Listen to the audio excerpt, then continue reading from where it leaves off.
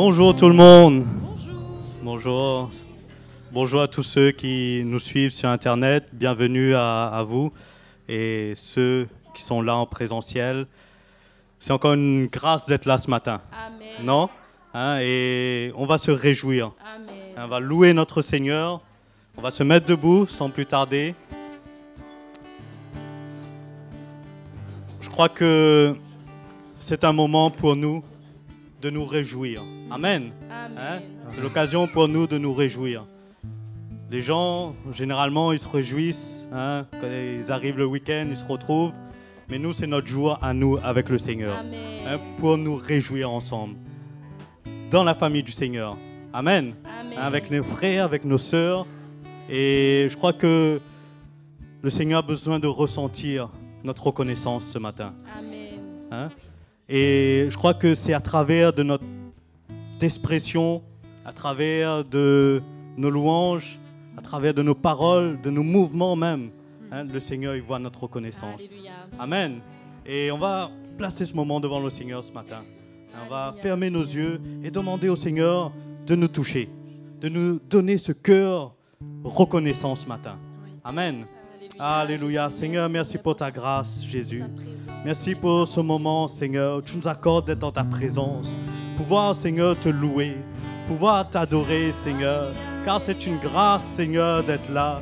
Et emmène-nous, Seigneur, à réaliser ta grandeur, Jésus. Réaliser, Seigneur, ta puissance. Pour nous parler, nous toucher, nous transformer encore ce matin. Et emmène cette joie dans nos cœurs, Jésus. Emmène cette joie, Seigneur. Oh Seigneur, que nos cœurs, Seigneur, s'expriment devant toi. Nous voulons nous exprimer, Seigneur, devant ta face ce matin. Alléluia, car tu es bon, Seigneur. Et tu as des choses, Seigneur, tu as des choses pour nous ce matin. Oh Seigneur, à toi la gloire, Jésus. Nous voulons te donner la gloire ce matin. Alléluia, allons acclamer le Seigneur ce matin. Allons l'accueillir dans ce lieu ce matin. Alléluia, Jésus.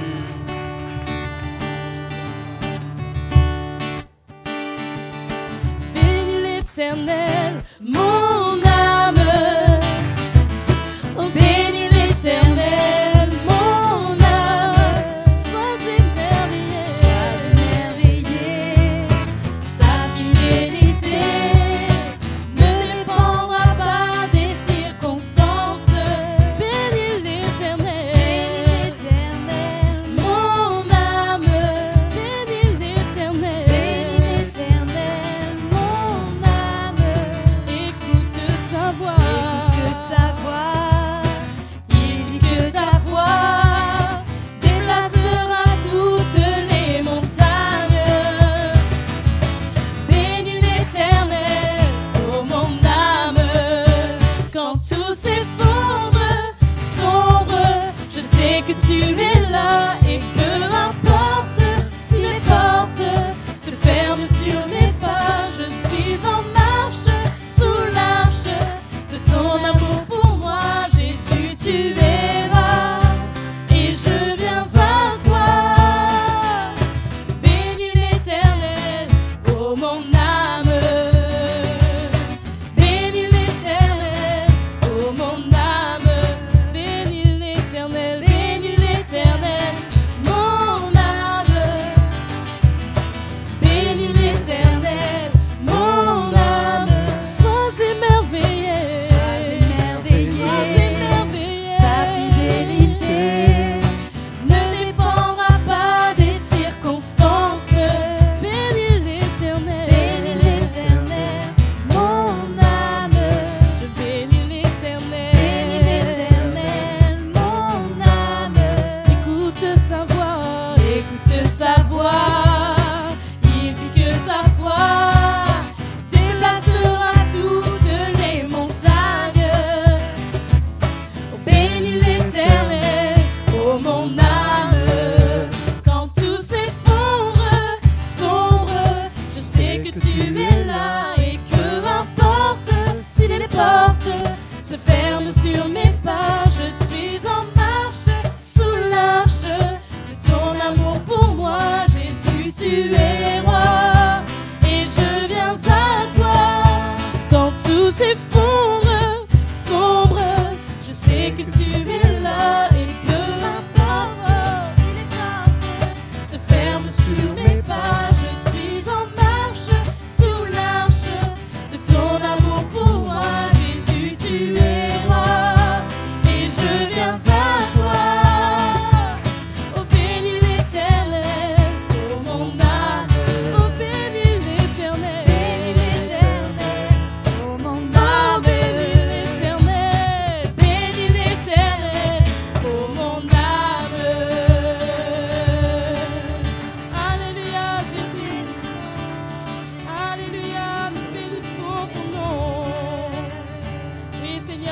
te bénis ce matin, Jésus. Alléluia, Alléluia, Alléluia. Je célébrerai ton nom. Alléluia. Je célébrerai ton nom. Alléluia. Ton grand chanson, Alléluia. Alléluia. Poussons des cris d'allégresse. Alléluia. Poussons des cris de joie. Alléluia. Il est là ce matin. Je célébrerai. Alléluia. Alléluia. Alléluia. Ton grand amour est si grand, il ne change jamais. Ton amour me défend et je suis sauvée. Ton amour me relève quand je suis accablée. Ton amour se révèle, je suis délivrée. Alléluia, Alléluia, Seigneur. Alléluia, mon cœur t'adore, Jésus. Alléluia, Alléluia, je célébrerai. Alléluia, Alléluia, Alléluia, Alléluia, Alléluia. Ton grand amour me surprend. Ton amour me surprend par sa fidélité. Il survient au moment, je suis éprouvée. Je sais que ton amour vit au fond de mon cœur. Quelle joie de tout, quelle joie, Seigneur. Alléluia, Alléluia, Alléluia. Je célébrerai. Alléluia, Alléluia, Alléluia, Alléluia, Alléluia. Ton amour me surprend. Ton amour me surprend par sa fidélité. Il survient au moment, je suis éprouvée. Je sais que ton amour vit au fond de mon cœur. Oh, quelle joie, quelle joie. Alléluia, Alléluia, Alléluia, Alléluia, Alléluia, Alléluia, Alléluia. Je célébrerai. Alléluia, Alléluia, Alléluia. Ton grand amour. Chantons, je célébrerai, je célébrerai, je célébrerai, je célébrerai, je célébrerai, je célébrerai, je célébrerai, je célébrerai, je célébrerai. Alléluia. Oui, Seigneur, je célèbre ton nom. Je célèbre ton nom. Levons nos mains vers notre roi des rois. Exaltons son nom ce matin. Rendons-lui la gloire, l'honneur. Alléluia. Je célébrerai ton nom, j'exalterai ton nom. Je bénirai ton nom, Seigneur. Alléluia. Oui, Seigneur. Merci, Jésus.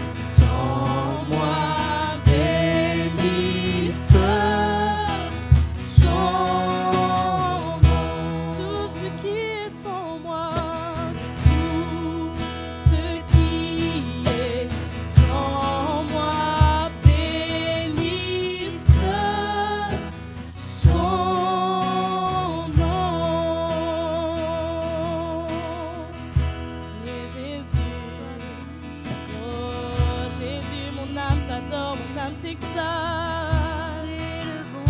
Jésus, que tout en moi te loue, t'adore, mon roi.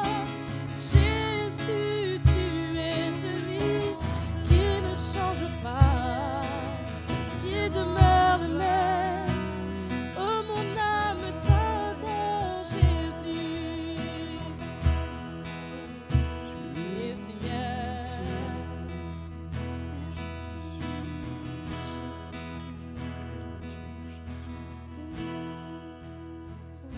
Merci, Seigneur Jésus.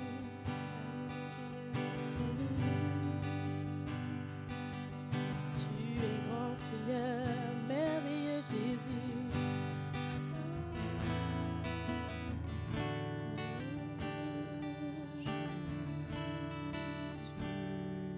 Reçois la louange de reconnaissance qui s'élève devant ton trône.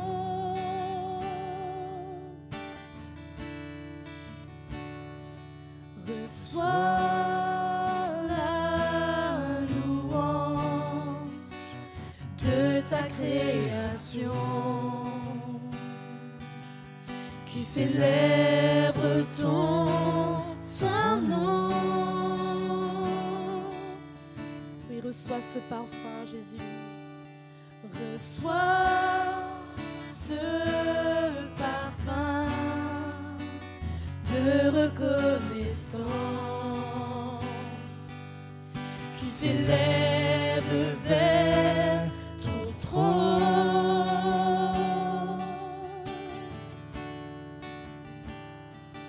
Reçois la louange de ta création qui célèbre ton saint nom.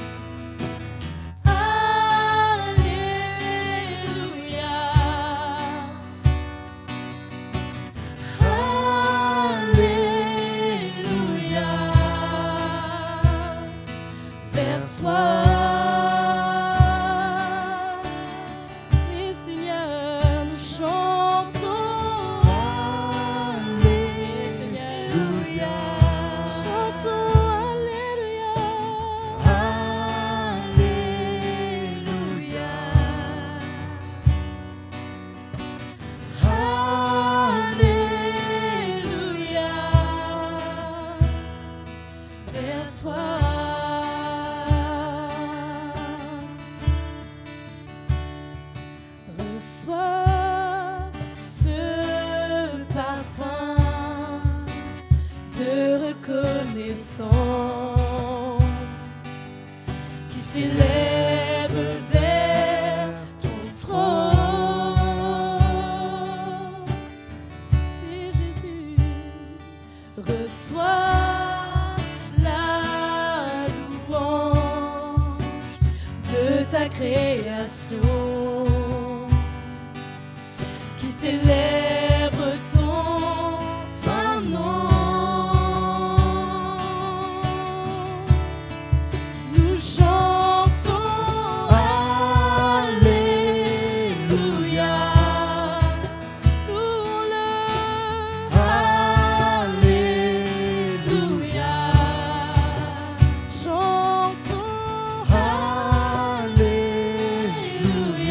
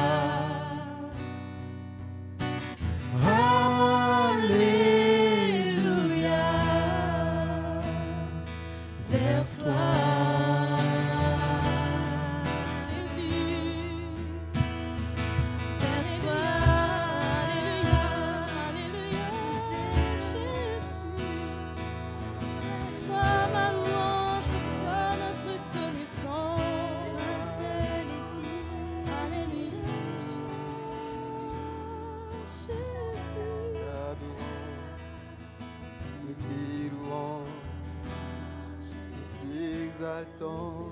devant ton trône de grâce. Alléluia.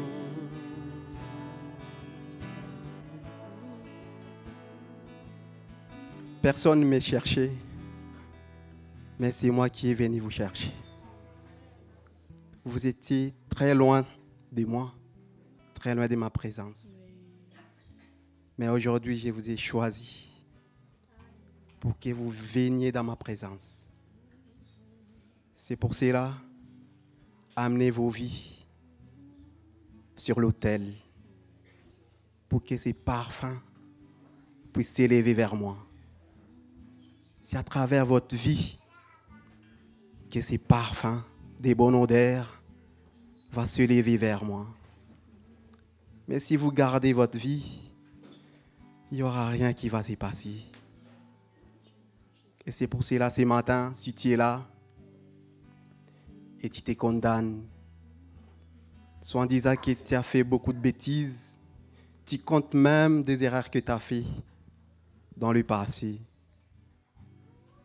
Mais je te dis ce matin, moi je ne regardais pas tout cela, mais je regarde à ton cœur, qui veut se repentir, qui veut juste me donner ses parfums de bonne odeur.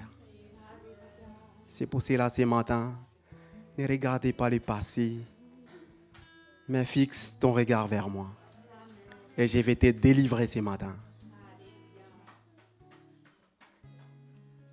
N'écoute pas l'ennemi qui veut s'aimer dans ton cœur tous ces mensonges qui je t'aime pas parce que tu as fait des bêtises ou quoi que ce soit, mais l'amour que j'ai pour toi dure éternellement. Et personne ne peut changer cela. Ce matin, ouvre ton cœur et rapproche-toi de moi. Parce que je t'accueille encore. Je t'accueille encore ce matin. Seigneur, merci. Merci Seigneur, cette grâce que tu nous donnes encore ce matin. Comme ces sacrificateurs qui venaient offrir, Seigneur, ces holocaustes, Seigneur, pour les péchés de ton peuple. Tu veux que nous amenions aussi nos vies, Seigneur. Si cet autel ce matin, pour que tu puisses nous briser, nous façonner, Seigneur. Sois glorifié, Seigneur Jésus. Sois béni, Seigneur.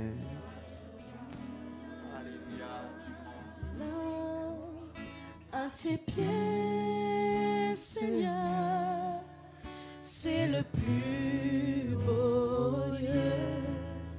Et dans ta présence, je cherche ta face. Je cherche ta face. Oui, à tes pieds, là, à tes pieds, Seigneur, c'est le plus beau lieu. Et dans ta présence, je cherche ta face. Je cherche ta face. Il n'y a pas plus grand ta paix, ni plus grand honneur que de se courber devant ton trône, émerveillé par ta grâce, entouré de ta grâce, Seigneur, je vis pour t'adorer. Et à tes pieds, là, à tes pieds, Seigneur, c'est le plus beau lieu. Et dans ta présence, je cherche ta face. Je cherche ta face. Oui, Seigneur, à tes pieds, là, à tes pieds, Seigneur, c'est le plus beau lieu.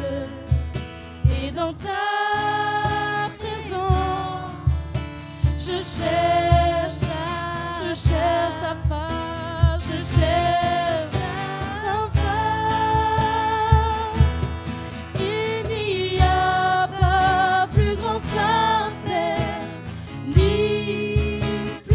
honneur que de se courber devant ton trône, émerveillé par ta gloire, entouré de ta grâce, Seigneur, je vis pour t'adorer. Oui, Seigneur, il n'y a pas plus grand appel, ni plus grand honneur que de se courber devant ton trône, émerveillé par ta gloire. Oui, Seigneur, nous sommes entourés de ta grâce, Seigneur, je vis pour t'adorer. Seigneur, je vis pour t'adorer. Oui, Seigneur, Seigneur, je vis pour t'adorer. Jésus, pour te louer, pour t'exalter, Jésus, notre cœur. Alléluia, Seigneur, que ma vie te glorifie. Alléluia. Il n'y a pas plus grande joie, Seigneur, que d'être devant toi. Ressentir ta main sur nos vies, Jésus. Il n'y a pas plus grand appel, Seigneur. Jésus, Jésus, tu es le roi, tu es le roi.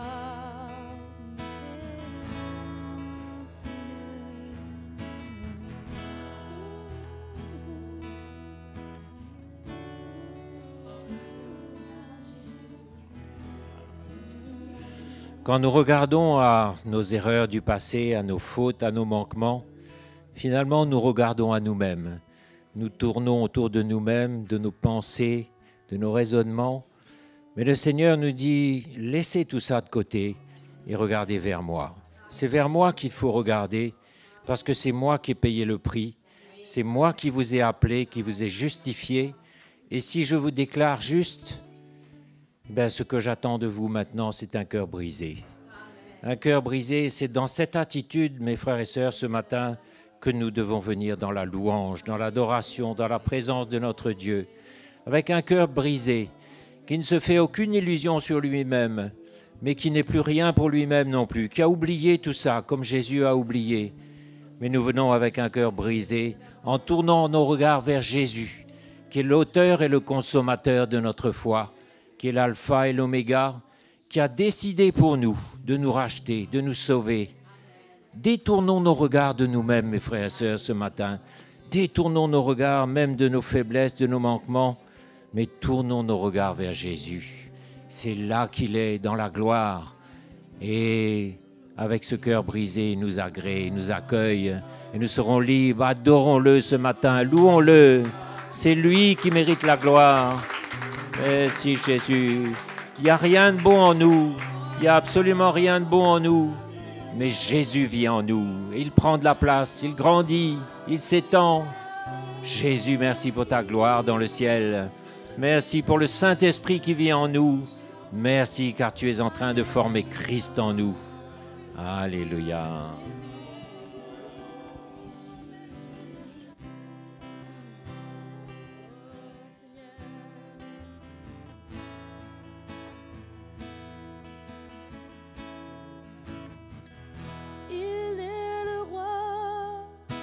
Adorons sa majesté, prosternons-nous devant son trône.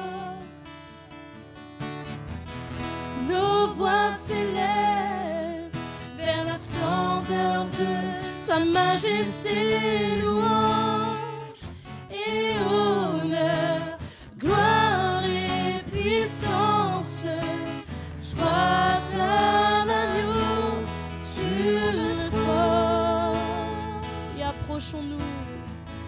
approchons-nous devant celui qui règne en majesté, d'un cœur plein de reconnaissance.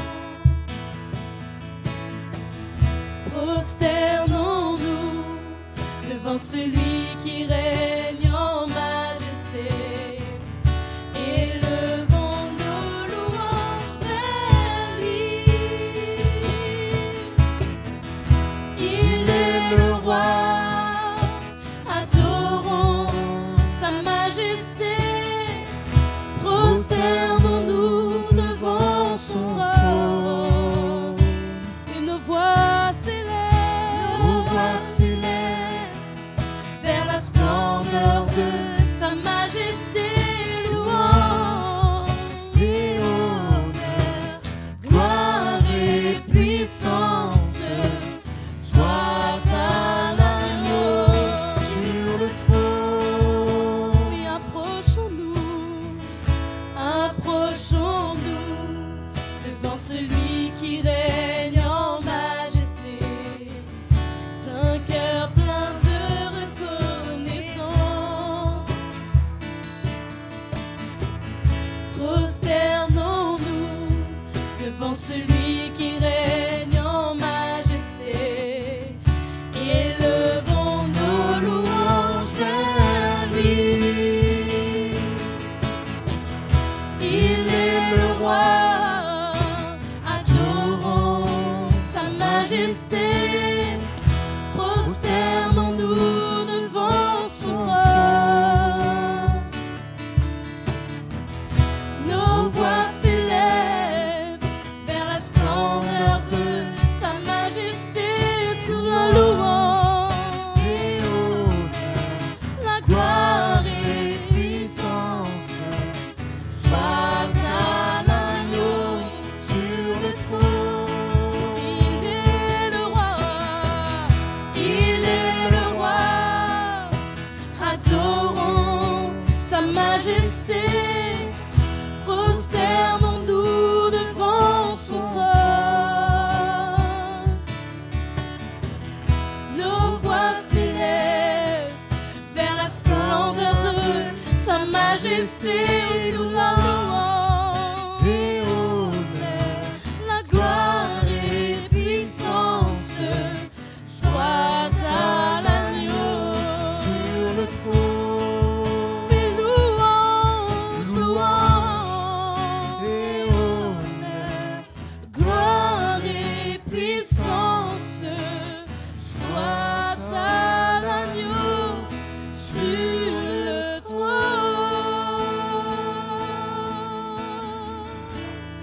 Tu es Seigneur, à toi la gloire, Jésus. Sois loué, toi la puissance, Seigneur, à toi le règne, à toi l'honneur. Tu es majesté, à toi je me prosterne, je courbe bas, Seigneur, toutes nos craintes, ah, Seigneur, toutes nos questions, Jésus. Ton nom, Seigneur, je te loue. Ton nom libère, Seigneur. Libère, Jésus. Alléluia,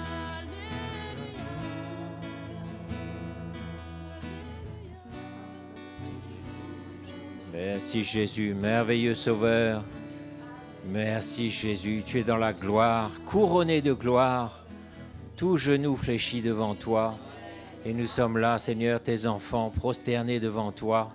Le cœur brisé sûrement, mais dans la joie. Au fond de nos cœurs, il y a une joie, il y a l'adoration. Nous sommes devant l'agneau, devant le trône de l'agneau. Merci Jésus, nous ne sommes pas dignes. C'est seulement par ta grâce, par ton amour, par ta vie donnée, par tes meurtrissures sur la croix, que nous pouvons nous présenter devant toi et être accueillis comme tes enfants. Jésus, merci pour cet amour extraordinaire. Mes frères et sœurs, chacun d'entre nous, nous pouvons dire ce matin, merci Jésus de m'avoir sauvé. Merci d'être mort pour moi, pour mes péchés.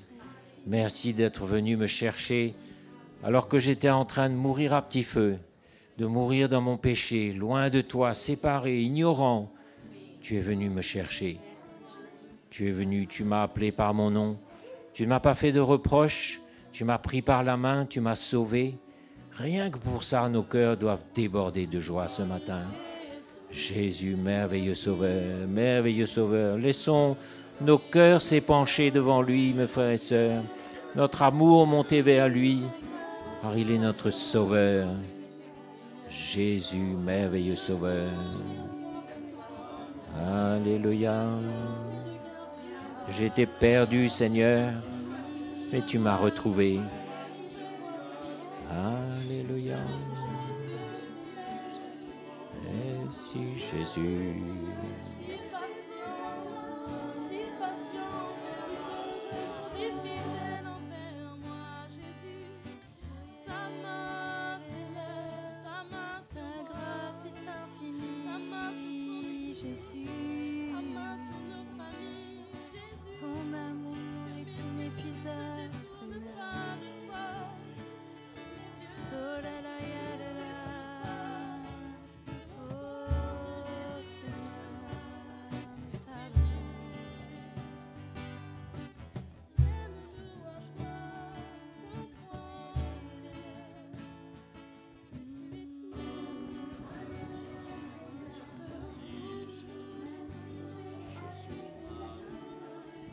Le Seigneur nous a introduits dans sa présence. Vous vous rendez compte le privilège que nous avons? Et la louange, c'est nos cœurs qui s'expriment devant lui. Merveilleux. Nous sommes des enfants de Dieu. Bienvenue à tous, mes frères et sœurs. Bienvenue. Et on va s'encourager dans les offrandes ce matin. Vous savez, c'est quelque chose de très important dans la vie d'un chrétien. 2 Corinthiens 9, verset 6. Voilà, 2 Corinthiens 9, verset 6. Et je vais partager un petit peu là-dessus. Et on ne parle pas du tout par rapport aux besoins de l'Église, ni du pasteur, ni qui que ce soit ici. Mais l'Évangile a besoin de faire un travail dans nos cœurs par rapport aux offrandes, par rapport à nos libéralités. C'est ça que le Seigneur veut faire. L'Évangile vient pour travailler nos cœurs parce que le Seigneur nous appelle à ne plus vivre pour nous, mais à vivre pour celui qui nous a sauvés. À vivre pour le royaume, à développer un cœur généreux, c'est-à-dire un cœur qui s'oublie lui-même. On ne vit plus pour nous-mêmes, si l'Évangile nous a vraiment saisis, mais on vit pour le royaume, pour l'Église, on vit pour celui qui nous a sauvés. Notre cœur, de plus en plus, est un cœur pour se donner dans tous les domaines, et y compris dans le domaine des finances. Et la parole dit ici, sachez-le, celui qui sème peu, moissonnera peu. Et celui qui sème abondamment, moissonnera abondamment. Alors ça évoque une réalité très simple qu'il faut bien connaître, c'est qu'il y a des lois dans la création. Il y a des lois de cause à effet. Et les agriculteurs connaissent très bien ça. S'ils veulent avoir une récolte de blé en cette saison, il faut d'abord qu'ils aient ensemencé la terre, qu'ils aient semé, labouré, arrosé, mis de l'engrais, et là, ils peuvent compter sur une récolte. Et de la même façon, dans nos finances, ça se passe aussi. Et vous savez, moi, j'ai par exemple le souvenir de chrétiens autrefois qui, dans leur immaturité, bon, depuis, ils ont appris, mais ils s'imaginaient que le Seigneur allait pourvoir aux besoins de l'Église miraculeusement, et ils jeûnaient, ils priaient pendant des semaines comme jamais j'ai été capable de le faire, et rien ne se passait, absolument rien. Et parce qu'il y a une loi, tout simplement. Parce que si on veut avoir une récolte, même dans le domaine de nos finances, il faut avoir semé d'abord. Et le Seigneur nous dit, tu veux une récolte? Commence par semer déjà. Et ça n'a rien à voir avec le montant de nos revenus, de nos salaires. On peut même être un jeune qui a un budget absolument minuscule, qui a un petit peu d'argent de poche. Le Seigneur lui dit, avec le peu que tu as, tu peux déjà apprendre à semer, tu peux déjà apprendre à donner. Et il faudrait même, parce que si ça ne commence pas maintenant, ça ne commencera jamais. Parce que plus tard, tu auras peut-être un gros salaire, un gros revenu, mais comme tu n'auras jamais été habitué à donner de toi, à donner de ce que tu es et de ce que tu as, ça ne commencera pas parce que tu auras toujours d'autres besoins.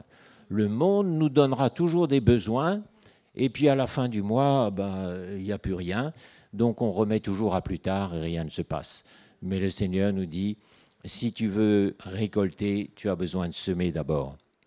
Et le Seigneur nous entraîne, veut nous entraîner à donner. Et souvent, c'est un sacrifice de foi. C'est-à-dire, par exemple, le Saint-Esprit va nous mettre à cœur, donne tant pour tel objet, mission, église locale, je ne sais pas. Le Saint-Esprit nous parle clairement. Hein. Et le premier réflexe, c'est de dire, ah, c'est pas possible, ça va coincer, il y a un test de notre foi là, dans cette situation. Dans le naturel, c'est pas possible, mais le Seigneur me le demande. Qu'est-ce que je fais? Et le Seigneur va nous emmener quelquefois à aller au-delà de nos capacités naturelles, par la foi, en obéissance au Saint-Esprit, et c'est là qu'il pourvoit. Après, pas avant, parce qu'il n'y aurait pas besoin de foi à ce moment-là, et ni de sacrifice non plus. C'est trop facile de donner un peu de notre superflu. Quand il nous a bénis, le Seigneur m'a béni, m'a donné, c'est merveilleux. Mais bien souvent, la croix nous amène à donner ce que le Seigneur nous demande de donner, et après, il pourvoit comme il veut. Et en plus, quand il pourvoit, il nous équipe aussi pour donner à nouveau. Parce que ce que le Seigneur nous donne, ce n'est pas pour mettre dans notre poche, mais c'est pour que ça circule. Le Seigneur nous dit, je te donnerai toujours assez pour que tu puisses donner. Et ça circule, et ça rentre, et ça sort, et ça circule encore. Et on n'a jamais un cœur pour retenir la bénédiction, mais on a toujours un cœur pour la transmettre. Et moi, ça m'est arrivé bien souvent de voir une bénédiction tomber du ciel, et avec le peu d'expérience que j'avais, je me disais, s'il y a une bénédiction, c'est qu'il y a un besoin un peu plus devant. Et 3 jours après, pouf, le Seigneur me montrait, ben voilà, donne là, donne pour ça. Et ce n'est pas le moment, à ce moment-là, de consommer ce qu'il nous a donné, parce qu'on serait comme le semeur qui mange sa semence. Imaginez un agriculteur qui, au lieu de semer pour récolter plus tard, il va se dire, ben, je vais manger tout ça, parce que je vais faire du pain avec, je vais manger. Il mange toute sa semence, mais qu'est-ce qu'il va récolter après ? Et c'est vrai aussi dans le domaine... Alors, on peut semer dans le domaine matériel et récolter dans le spirituel. Parce qu'il y a aussi un cliché, une idée reçue qui est dans beaucoup d'églises. Je donne 10, je vais recevoir 100. Ça, c'est un calcul. Ce n'est pas un cœur, ce n'est pas l'amour du Seigneur. Et de toute manière, ça ne marche pas comme ça. Mais quand nous avons régulièrement un cœur pour donner, le Seigneur peut nous bénir de bénédictions spirituelles. Il peut nous confier des dons nouveaux, il peut confier des habiletés, une grâce. Et même, il peut même y avoir une guérison miraculeuse dans une offrande. Vous savez ça ? Un sacrifice d'offrande qui nous a coûté. On obéit au Saint-Esprit, on donne. Qui sait si le Seigneur ne va pas faire un miracle et vous guérir miraculeusement, alors que peut-être vous avez prié, mais le Seigneur nous dit « sème et tu moissonneras ». Mais celui qui sème peu, ben comme ces chrétiens dont je vous parlais au début, il ne faut pas qu'il s'imagine qu'il va recevoir, parce qu'il ne recevra rien du tout, il ne récoltera rien du tout. Et vous savez, il y a des lois dans la création, et par exemple, il y a cette phrase qui dit « sans effusion de sang, il n'y a pas de pardon ».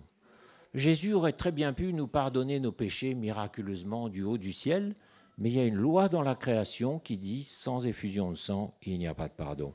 Donc il est venu, il s'est plié à cette loi lui-même, alors qu'il est le Fils de Dieu, il a versé son sang et il a obtenu le pardon de nos péchés. Il y a des lois. Et il y a la loi de la gravitation. Si je lance une boule en l'air, même si j'ai jeûné, prié pendant une semaine, elle va retomber sur ma tête, c'est certain. Et la loi de la semence et de la récolte existe aussi. Le Seigneur veut nous entraîner à avoir un cœur généreux, un cœur qui donne, un cœur qui se donne. Et on voit ça aussi dans la maturité d'un chrétien. Moi, je vois des chrétiens qui s'étonnent aujourd'hui de ne pas avoir une certaine position, pas être reconnu, de ne pas être ceci ou cela, ancien ou diacre, je ne sais pas. Mais qu'est-ce que tu as semé? Comment tu as semé ta vie? Moi, j'ai vu aucune semence. Et vous savez, dans l'administration, souvent, ça marche à l'ancienneté, dans certaines entreprises aussi, dans l'armée peut-être, je ne sais pas. Mais avec le Seigneur, ce n'est pas comme ça du tout, ça ne marche pas à l'ancienneté. Et ce n'est pas parce qu'on est chrétien depuis 30 ans, fidèle dans l'Église, que peut-être on va être nommé dans des fonctions, des responsabilités. Mais le Seigneur nous dit, mais montre-moi où tu as semé ta vie, Montre-moi où tu t'es donné toi-même, dans le service, dans le don de soi, dans le soin, dans les visites, dans les progrès, dans la réprimande, dans l'évangile, où tu t'es donné. Comment peux-tu espérer moissonner des récompenses si tu n'as pas d'abord semé ta vie? Et par contre, je vois ceux qui ont semé régulièrement pendant des années. Un jour, ils récoltent. Un jour, on leur confie une responsabilité. Un jour, on les nomme ceci ou cela. Un jour, on les inclut dans tel groupe de responsabilité. Dans tous les domaines, la loi de la semence et de la récolte existe. Et je veux vous encourager dans nos finances ce matin à ne pas perdre ça de vue, parce que vous verrez comment c'est vivant et réel. Et le Seigneur nous dit que chacun donne comme il l'a résolu. Donc, il y a une liberté totale, c'est la liberté de Christ. Mais celui qui ne se sent pas concerné et qui ne veut pas apprendre à donner, ben, il sera comme celui qui n'a pas semé, qui ne moissonnera jamais rien. Et c'est une clé aussi dans la vie des chrétiens, parce que les progrès, la maturité qui vient, vous savez, c'est lié à un cœur généreux et libre dans les finances. Et si ça coince dans les finances, ça va coincer aussi dans tout le reste. Et ce matin, je veux vous rappeler simplement que l'Évangile veut faire un travail à ce niveau-là. Et que personne ne se sente menacé, parce que souvent, dès qu'il est question d'offrande, tout de suite, on est mal à l'aise. Ben, c'est le signe que le Seigneur veut faire une œuvre comme celle qu'il a proposée au jeune homme riche, mais lui, il a bloqué net. Il est parti, il n'a pas pu supporter. C'était le point où le Seigneur voulait. Donc, que chacun donne comme il l'a résolu. Ce n'est pas 10%, ce n'est pas la dîme. La dîme, c'était un impôt, comme payer ses impôts. C'était l'Ancien Testament, l'Ancienne Alliance. C'était tout à fait autre chose. On n'a plus rien à voir avec la dîme. On a à voir avec la liberté de Christ, la liberté des enfants de Dieu. Mais parce que nous aimons Jésus, nous voulons avoir un cœur qui donne comme lui. Car Dieu aime celui qui donne avec joie. Avec joie. Donc, quelle qualité de cœur tu manifestes quand tu emmènes ton offrande là? Est-ce que tu fais ça contraint, ou avec un cœur brouillé, ou parce qu'il faut, ou pour être vu, ou pas du tout? Mais le Seigneur aime celui qui donne avec joie. Et je peux vous assurer que quand on se plie à cette discipline où le Seigneur nous emmène, il y a beaucoup de joie. Ça va vous procurer beaucoup de joie, de sentir que vos limites reculent. Que peut-être j'étais un jeune préoccupé d'abord par mon téléphone, par ceci, par ça, mon smartphone, etc. Mais j'ai appris, j'ai commencé, et maintenant je vois des progrès, je vois une liberté qui vient, je vois que le Seigneur prend plaisir à mon attitude. Tout ça, mes frères et sœurs, ce sont des choses que nous sommes appelés à vivre. Et Dieu peut vous combler de toutes ces grâces. On ne parle pas de voiture, de maison, de compte en banque, là. Il peut vous combler de toutes ces grâces afin que, possédant toujours en toutes choses de quoi satisfaire à vos besoins, donc d'abord il pourvoit à vos besoins, vous ayez encore en abondance pour toute bonne œuvre, selon qu'il est écrit, etc. Donc il pourvoit pour toute bonne œuvre, c'est-à-dire celui qui a l'habitude de régaler, de donner, le Seigneur lui donne encore, et il donne encore, et c'est comme ça que ça vit, que ça circule. Il a fait des largesses, il a donné aux indigents, sa justice subsiste à jamais. Celui qui fournit de la semence au semeur et du pain pour sa nourriture vous fournira et vous multipliera, non pas le compte en banque, mais la semence pour semer, et il augmentera les fruits de votre justice. Donc c'est le Seigneur qui nous donne. Et que personne ne croit que c'est par son habileté, son travail, son courage qu'il s'est acquis beaucoup de richesses matérielles. Mais allez faire un petit tour à l'hôpital Raymond Poincaré à Garches et vous verrez ce qui se passe quand le Seigneur nous prive de la santé, de toute capacité, qu'on n'est plus qu'une chose inerte sur un lit. Et souvenez-vous que c'est une grâce aujourd'hui si nous sommes là, en bonne santé. Tout est grâce, mes frères et sœurs. Rien n'est acquis par nos propres forces, y compris si le Seigneur a permis que j'ai eu un salaire, moi, pendant 36 ans dans l'entreprise où je travaillais. C'est une grâce, un pur cadeau. Un jour, il y a eu une vague de licenciements. Les lettres étaient distribuées comme un couperet, là, dans l'entreprise, je m'en souviens. Et je me disais, est-ce que ça va être mon tour? Mais non, j'ai été épargné et je suis resté. Une pure grâce. Et je remercie le Seigneur tout de suite. Tout ce que nous avons, c'est une grâce. La santé que nous avons, c'est une grâce. Et une manière de remercier Jésus, ce n'est pas seulement de lui dire merci, mais c'est aussi de se plier à ce travail, à cette discipline qu'il veut emmener dans nos vies. Donc, un cœur généreux, sur sa table, il y a de quoi manger, on vient, il y a toujours et il y a encore, parce qu'il a appris à donner. Il vous fournira et vous multipliera la semence, et il augmentera les fruits de votre justice. Regardez les Thessaloniciens, il n'y avait rien, mais ils ont supplié Paul d'avoir part à la collecte qui se faisait pour subvenir aux besoins de l'église de Jérusalem qui était dans la disette et dans la famine. Ils ont supplié, ils voulaient participer. Voilà le genre de cœur qu'on a besoin d'avoir aussi. Et gloire à Dieu que dans l'église de Paris, enfin Paris et les environs, nous avons depuis 30 ans la réputation justement d'être de ceux qui donnent, qui soutiennent. Et on a été un puissant soutien financier pour CTMI, depuis toujours. Mais plaise à Dieu que ça dure aussi, et que ça s'amplifie, et que ça grandisse. Et vous savez, comme on a semé, nous, Église, pendant 30 ans, ben, le Seigneur nous récompense. Et la salle est pleine aujourd'hui, et celle de Nanterre aussi. Et on peut s'attendre à ce que demain, il pourvoie encore à toutes sortes de bénédictions spirituelles.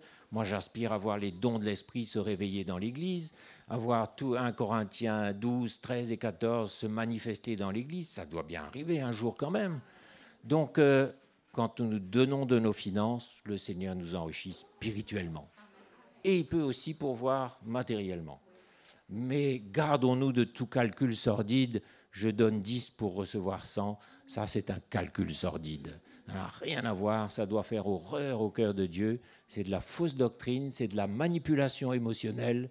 Mais le Seigneur veut nous entraîner à donner gratuitement. Vous avez reçu gratuitement, donnez-vous aussi gratuitement. Et vous aurez un cœur qui me plaît. Voilà, je vais m'arrêter là et on va mettre les paniers d'offrandes pour ceux qui voudraient donner par chèque ou en espèces. Rebonjour tout le monde. Ce matin, on peut prendre 2 minutes pour se saluer les uns les autres. Peut-être qu'il y en a qui sont arrivés un petit peu tard, mais c'est l'occasion pour nous de se saluer, de saluer notre frère, notre sœur qui est là dans la salle.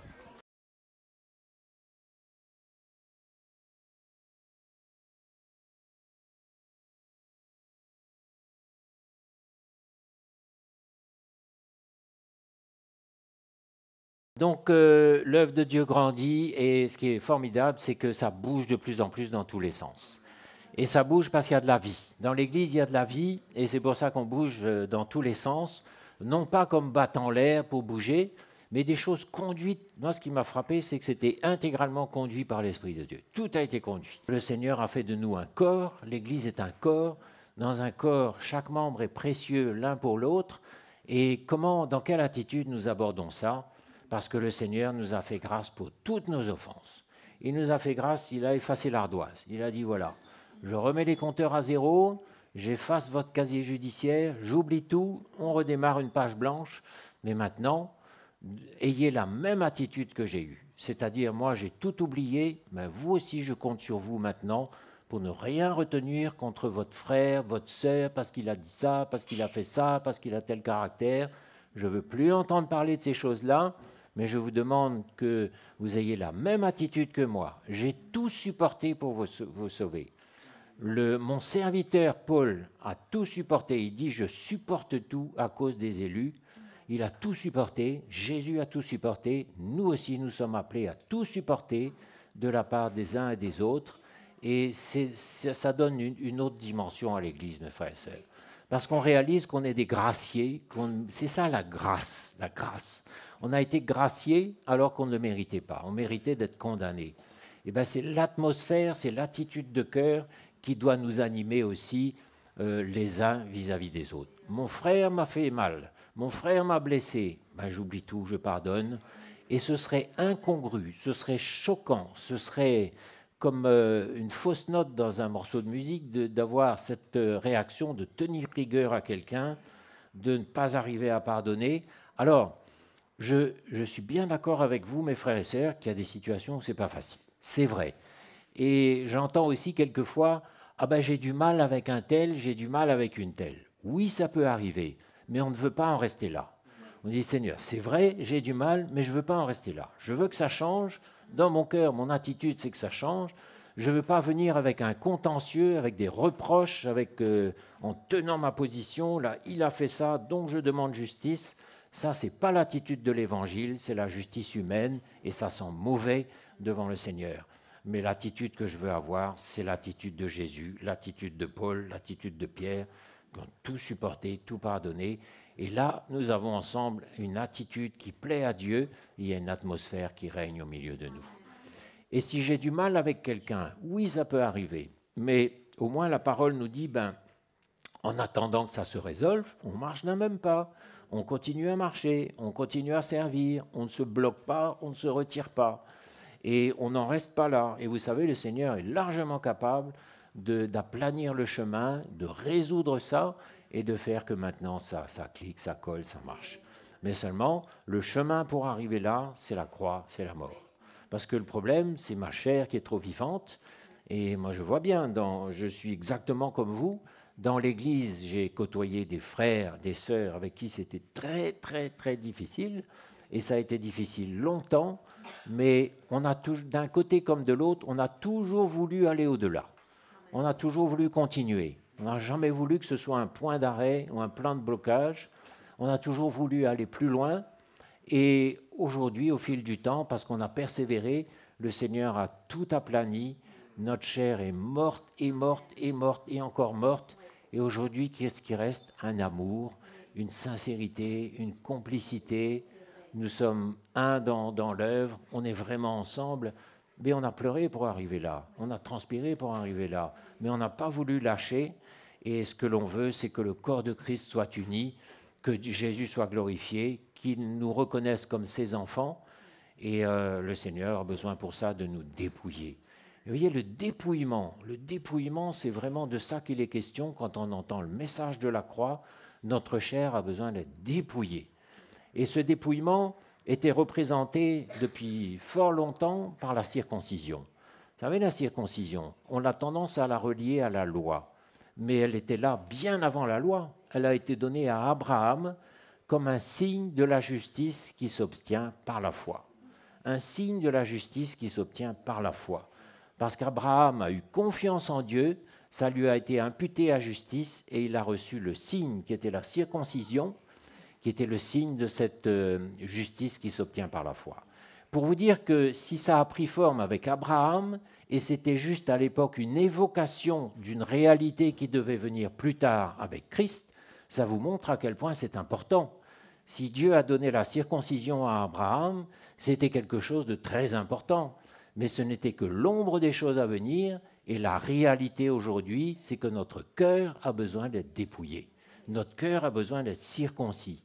Et c'est ça que Dieu veut faire en chacun d'entre nous aujourd'hui, pour que nous puissions nous assembler, être vraiment ensemble dans l'œuvre, avec un amour fraternel sincère, avec une œuvre de Dieu. On a besoin de la circoncision du cœur. La circoncision du cœur, c'est la réalité de ce que Abraham a connu. Et dans tout ça, la loi n'a été qu'un intermède. Mais la circoncision n'était pas quelque chose, n'était pas juste un article de la loi, mais c'était quelque chose de bien plus profond qui était apparu bien avant. La loi n'a été qu'un intermède et elle n'a rien emmené à la perfection. Mais ce qui va emmener à la perfection, c'est la croix qui nous dépouille de notre chair, qui circoncie notre cœur. Et ça, on a besoin, mes frères et sœurs. Et vous verrez que dans nos relations les uns avec les autres, c'est la croix qui sera toujours la solution. On ne pourra jamais en faire l'économie. Et si j'ai un problème avec l'autre, réalisons que moi j'ai un problème devant Dieu et que moi j'ai besoin de changer. Le Seigneur, l'Évangile me ramènera toujours à mon cœur, à mon attitude, et je ne peux jamais me permettre de pointer le doigt sur X, sur Y. Il m'a dit ça, elle a fait ça, elle a réagi comme ça, parce que le Seigneur nous dira, alors, Judas m'a trahi, Pierre m'a renié, les apôtres cherchaient au début ils cherchaient des privilèges, moi j'ai tout supporté, tout pardonné, est-ce que toi aussi tu ne peux pas faire de même? Le Seigneur nous challenge un petit peu, je crois, ce matin. Je vais lire dans Colossiens 2, verset 12, ou 13 plutôt, Colossiens 2, verset 13.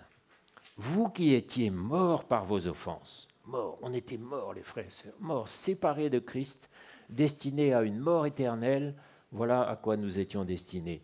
Il nous a rendus à la vie avec lui en nous faisant grâce pour toutes nos offenses. Il nous a fait grâce pour toutes nos offenses. Et voilà l'attitude qui doit être la nôtre aussi. Moi aussi, j'ai besoin de faire grâce à ma femme pour, alors je dirais pas ses offenses, mais bon, et vice-versa. Elle aussi a besoin de me faire grâce pour tout ce que j'ai dit de travers, j'ai été insupportable, j'ai été, etc.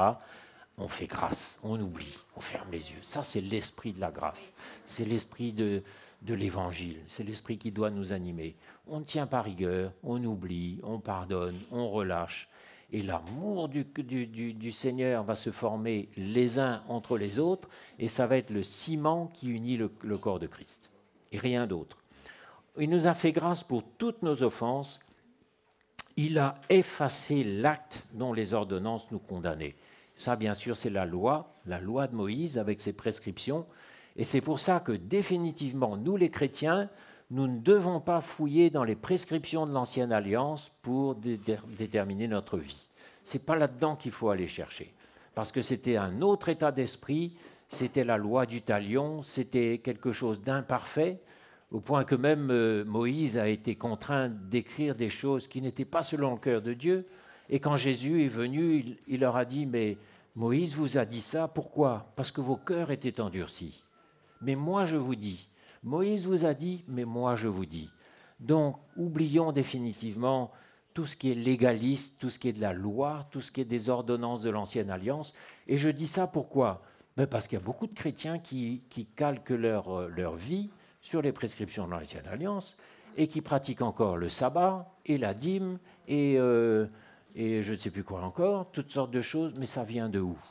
Le Seigneur a complètement tourné la page et maintenant nous sommes avec l'esprit de l'Évangile, l'esprit de la Nouvelle Alliance, qui est l'esprit de la grâce.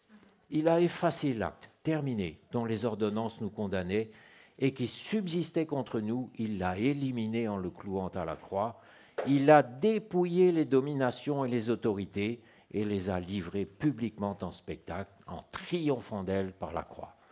Donc, il nous reste un seul ennemi, parce que le diable est vaincu. Il nous reste un ennemi, c'est qui? C'est quoi? C'est ma femme? C'est mon mari? C'est mon frère, ma sœur? C'est moi. Mon ennemi, c'est moi. Donc, dans la vie, mon ennemi, il est là. Il est là. Et c'est pour ça que j'ai besoin d'être sur la croix tout le temps, de crucifier ma chair, de mourir, de renoncer, d'accepter les injustices, d'accepter tout. Et là, Christ vit en moi. Et qui nous séparera de l'amour de Dieu dans ces conditions? Qui nous séparera? Est-ce que ce sera les tribulations, l'angoisse, les persécutions et même la mort? Même mourir m'est un gain, dit Paul. Même si je meurs, ça m'est un gain parce que la vie de résurrection est déjà là. Christ est déjà en moi en train de se former. Donc si quelqu'un veut détruire mon corps, ben, pas de problème, je mourrai en Christ, je ressusciterai en Christ et je serai plus que vainqueur dans tout ça. Hein? Donc il nous a fait grâce et c'est l'esprit de la grâce qui doit nous animer. Colossiens 3,12. Alors, Colossiens 3,12, on va voir maintenant dans quel sens la parole de Dieu nous emmène. Ainsi donc, comme des élus de Dieu, c'est ce que nous sommes, saints et bien-aimés, revêtez-vous de sentiments, de compassion, de bonté, d'humilité, de douceur, de patience. Supportez-vous les uns les autres. Et si l'un a sujet de se plaindre de l'autre, pardonnez-vous réciproquement. Alors je pourrais en rester à ce verset-là ce matin. On a déjà de quoi remplir la semaine qui vient. Vous êtes d'accord? Revêtez-vous de sentiments de compassion. Alors la compassion, on appelle ça dans le langage moderne l'empathie. C'est-à-dire cette habilité à se mettre à la place de l'autre. Alors que, il faut bien avouer que la chair nous conduit à être préoccupés essentiellement de nous-mêmes. C'est un peu ce que je ressentais encore tout à l'heure. Même quand nous sommes devant Dieu, qu'on regarde nos imperfections, nos ratages et tout, on est en train de regarder à nous-mêmes encore et de regarder un petit peu notre nombril et tout ce qu'il y a autour. Mais le Seigneur nous dit, mais détache-toi de tout ça, détache-toi, tourne tes regards vers moi. Ça, c'est l'attitude que le Seigneur attend de nous. Et vis-à-vis des autres, le Seigneur attend de nous aussi cette attitude d'empathie, de compassion, et non pas cette attitude d'indifférence. Vous savez, le monde d'aujourd'hui, vous êtes d'accord avec moi, emmène les gens à s'isoler dans leur bulle et à être totalement indifférents de tout ce qui se passe autour d'eux. Moi, j'ai pris les transports pour aller, pendant des années pour aller au boulot. J'étais dans le train et dans le bus. Et bien, j'étais frappé de voir que tout le monde avait son truc dans les oreilles, là, son téléphone, et il aurait pu y avoir quelqu'un qui faisait une crise cardiaque juste à côté, il n'aurait même pas vu, quoi. Dans sa bulle, et ça, c'est l'esprit du monde qui emmène ça. L'esprit du monde emmène ça, isolé, égoïste, centré sur soi, complètement indifférent à tout ce qui se passe autour de nous.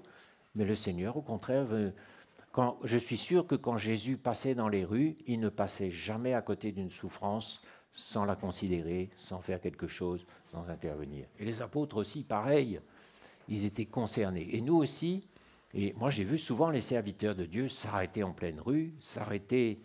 Je me souviens d'un jour où on était avec des serviteurs de Dieu à la cantine de mon entreprise, et le service était long, et comme c'est moi qui les avais invités, j'étais gêné comme tout, j'étais embêté, je me disais aïe, aïe, aïe, aïe.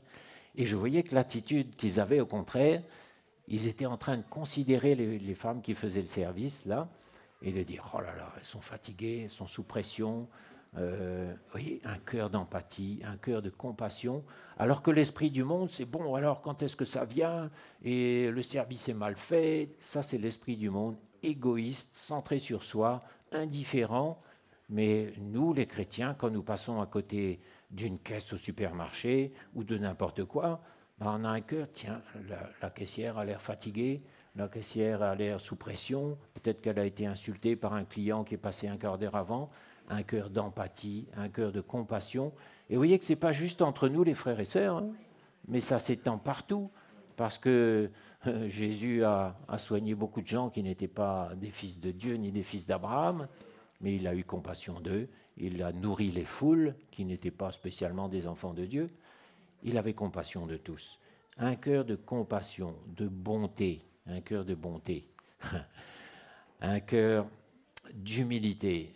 Ça, l'humilité, c'est quelque chose qui doit se graver comme un fruit de l'esprit, comme une marque de notre appartenance au Seigneur, parce que le Seigneur lui-même a vécu dans l'humilité. Quand il était avec ses disciples, il a mis son tablier, il a retroussé ses manches et il a lavé les pieds de ses disciples. Et il leur a dit, faites pareil vous aussi. Et celui qui veut être le premier, qu'il soit le serviteur de tous. Serviteur de tous. Si vous voulez les honneurs, le prestige, ben soyez serviteurs de Dieu, lavez-vous les pieds les uns des autres. Alors aujourd'hui, il faut transposer parce que à l'époque, on marchait pieds nus sur des chemins poussiéreux avec des sandales, pas pieds nus, mais avec des sandales ouvertes. Donc se laver les pieds, c'était vraiment une réalité. Il fallait enlever la poussière et tout ça quand on entrait dans la maison. Mais aujourd'hui, ben on peut se servir les uns les autres, se préoccuper du bien-être de l'autre, avoir ce cœur généreux, attentif, concerné. Donc de bonté, d'humilité, et que l'humilité nous fasse regarder l'autre comme plus élevé que nous.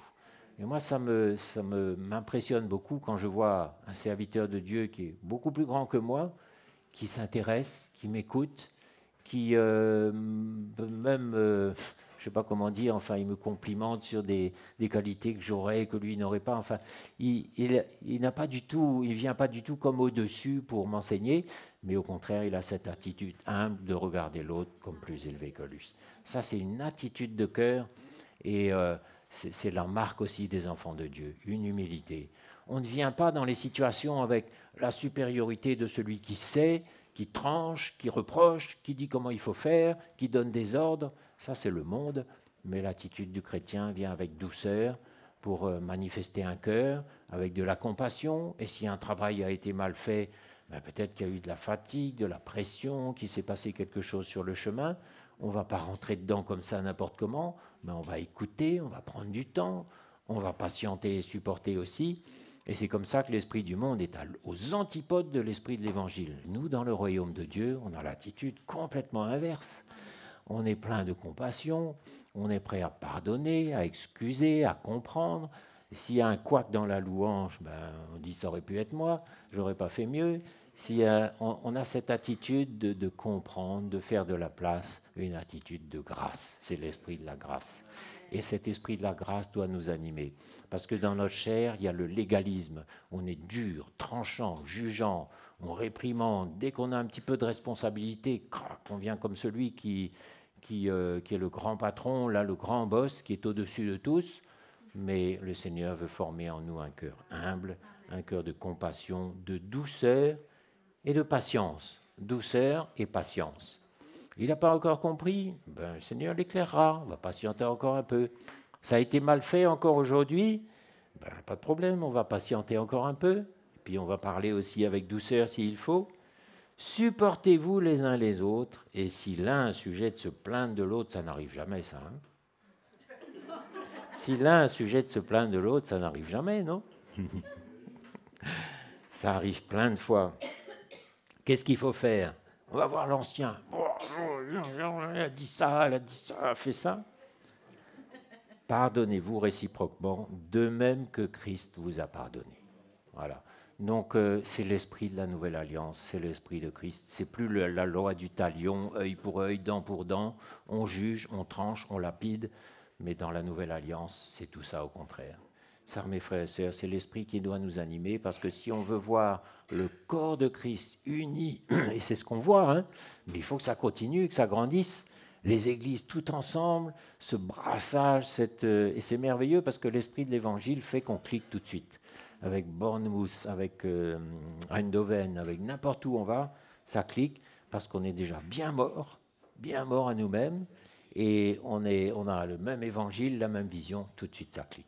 Ça n'a rien à voir avec la distance, et il y a des frères et sœurs qui sont à 12 000 km de là, mais l'unité de l'esprit est là. Si on ne les a même pas vus pendant 2 ans, on se parle, clac, on est tout de suite en phase, parce qu'on est sur le chemin de la croix, on est mort à nous-mêmes. Mais allez essayer de discuter avec un chrétien dans une église, ben, ça va vite être une espèce de joute orale, verbale, où on dit « Ah, tu crois ça? Ah, mais non, mais c'est comme ça. Ah, non, c'est pas comme ça. » Pourquoi? Parce qu'on n'est pas sur le même chemin, et on ne pourra jamais se rejoindre parce qu'on est dans une perspective différente. Il y a un chrétien qui est charnel et l'autre qui est sur la croix. On ne pourra jamais s'entendre. Alors, que Dieu le bénisse, ce chrétien-là, que Dieu le bénisse, on l'aime, mais on ne s'illusionne pas, et pour l'instant, ben, on ne peut pas travailler ensemble, c'est comme ça. Gloire à Dieu s'il travaille les cœurs et qu'un jour, l'attitude change et on pourra travailler ensemble. Donc, comme des élus de Dieu, saints et bien-aimés, revêtez-vous, etc. Revêtez-vous. C'est-à-dire qu'après avoir été dépouillé, on est revêtu. C'est toujours le même geste. Dépouillé de notre chair, circoncis de cœur, revêtu de Christ. Et on a besoin d'être revêtu de plus en plus de Christ et d'être sensible au Saint-Esprit. Et on a besoin d'être sensible au Saint-Esprit parce qu'aujourd'hui, le Seigneur veut nous voir grandir, éviter les pièges, éviter les tentations, rester ferme. Et pour ça, il nous faut une sensibilité au Saint-Esprit, une écoute du Saint-Esprit et une obéissance au Saint-Esprit aussi, et à sa parole. Et ça, c'est très, très important. Et on ne peut pas avoir cette attitude si toute la semaine, on est préoccupé avec les affaires de la vie, mon travail, ceci, ma voiture, etc. On est tout le temps dans le bain du monde. Comment voudrait-on être sensible au Saint-Esprit et entendre quand il nous parle? C'est bien difficile, hein? Mais je crois que de plus en plus, même au travail, même dans les transports, partout où on est, en même temps, on est dans le bain de l'Esprit, on reste branché avec là-haut, on entend du Seigneur, on est sensible. Et ça nous permettra d'être affermis, d'être stable, d'être fort quand ça va chauffer au travail. Là. On reste fort, on reste stable, on est un peu secoué, mais on tient bon. Sensible au Saint-Esprit, obéissant à sa voix, parce que vous savez, ça ne pardonne pas quand on est léger, qu'on n'écoute pas la voix de l'Esprit qui nous parle, où on passe outre volontairement, on est léger. Il y a des moments où ça va avoir des conséquences redoutables, hein. Ça va avoir des conséquences funestes, on va tomber dans des pièges, on va se retrouver dans des situations. Moi, ça me serre le cœur d'entendre un chrétien ou une chrétienne qui m'appelle sur le mode panique. Au secours, je coule. Mais pourquoi tu coules? Est-ce que le Seigneur ne t'a pas parlé pendant des semaines, pendant des mois? Qu'est-ce que tu as fait avec ça? Tu n'as rien voulu écouter. Et aujourd'hui, tu es en mode panique, comme un noyé qui boit la tasse à la surface de l'eau. Tu appelles au secours.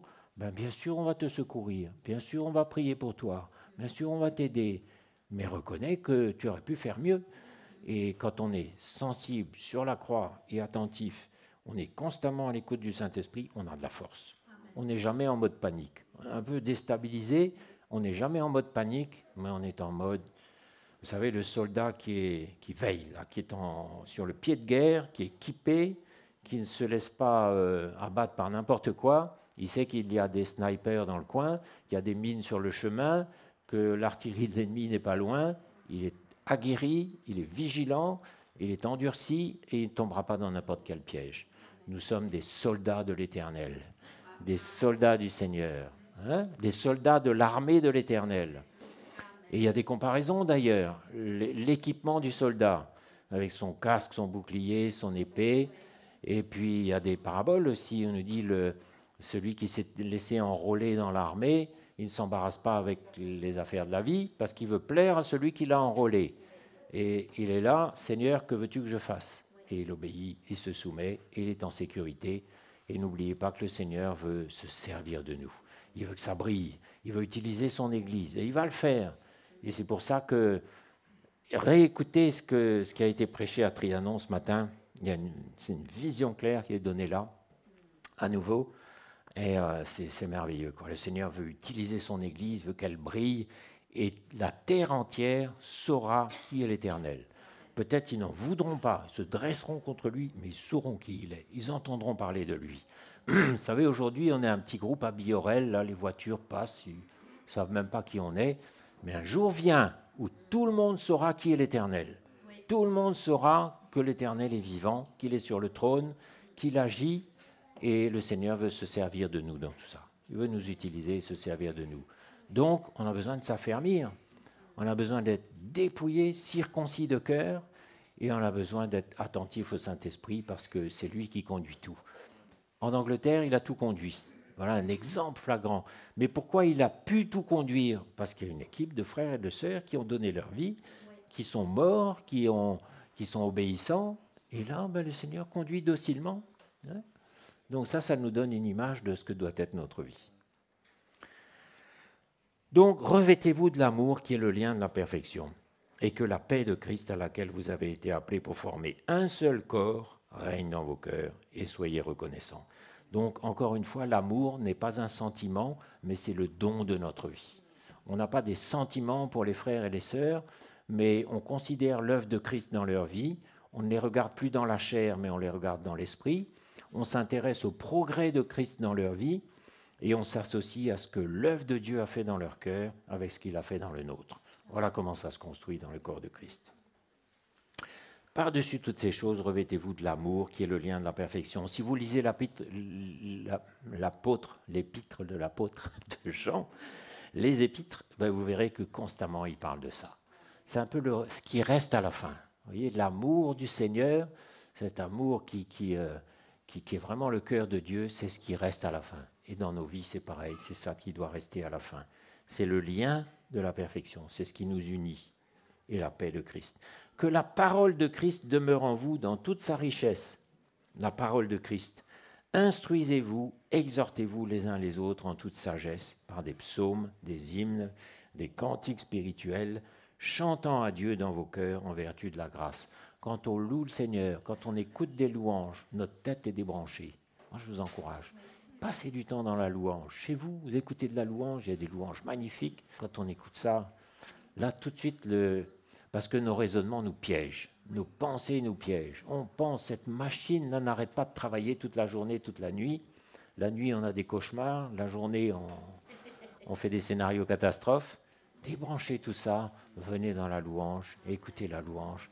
Et là, vous aurez des psaumes, des hymnes, des cantiques, et vous louerez le Seigneur, et vous serez en sécurité, ça va vous rafraîchir. On réfléchit beaucoup trop, on pense beaucoup trop, on imagine beaucoup trop de choses. On a besoin d'être dans la présence de Jésus. Donc, chantant à Dieu dans vos cœurs en vertu de la grâce encore. Et quoi que vous fassiez, en parole, en œuvre, faites tout au nom du Seigneur Jésus, en rendant par lui des actions de grâce à Dieu le Père. Alors, on fait tout. Pourquoi? Qu'est-ce qui nous motive? Dans la journée, personne ne nous voit. Personne ne nous voit.